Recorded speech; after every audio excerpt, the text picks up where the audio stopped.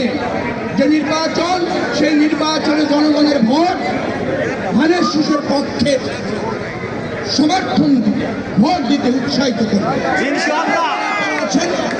এই প্রক্রিয়া আপনারা অব্যাহত থাকবেন। 12ই ফেব্রুয়ারি পর্যন্ত আমরা সবাই এভাবে স্বতঃস্ফূর্তভাবে রাজপথে থেকে মানুষের কাছে গিয়ে ধানের শীষের বিজয় নিশ্চিত করব। অংশগ্রহণ করেছেন তাদেরকে অসংখ্য ধন্যবাদ।